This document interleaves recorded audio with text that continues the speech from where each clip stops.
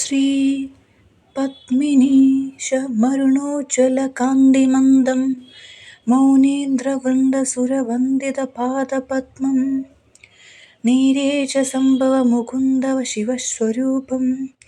श्रीभास्करं भुवनबान्धवमाश्रयामि मार्ताण्डमीशमखिलात्मकमंशुमन्द मानन्दरूपमणिमादिकसिद्धिदं च आद्यन्त्यमध्यरहितं च शिवप्रदं त्वां श्रीभास्करं नदजनाश्रयमाश्रयामि सप्ताश्वमब्रह्मणिमाश्रितपारिजातं जाम्बूननाभवधि निर्मलदृष्टिदं च दिव्याम्बराभरणभूषितचारुमूर्तिं श्रीभास्करं ग्रहगणाधिपमाश्रयामि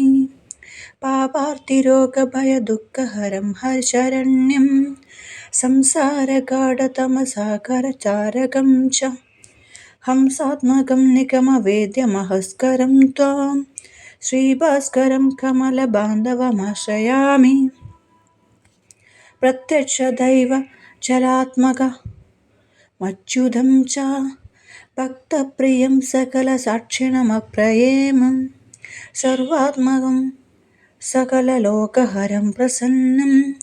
श्रीभास्करं जगदधीश्वरमाश्रयामि ज्योतिस्वरूपमकसञ्जयनाशकं च तापत्रयान्तकमनन्तसुखप्रदं च कालात्मकं ग्रहगणेन सुसेवितं च श्रीभास्करं भुवनरक्षकमाश्रयामि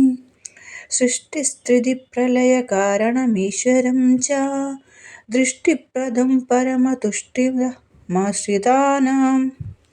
इष्टार्थदं सकलकष्टनिवारकं च श्रीभास्करं मृगपदीश्वरमाश्रयामि आदित्यमार्तजनरक्षकमव्ययं च छायाधवं कनकरेदसमग्निगर्भं सूर्यं कृपाकुलमखिलमाश्रयमादिदेवं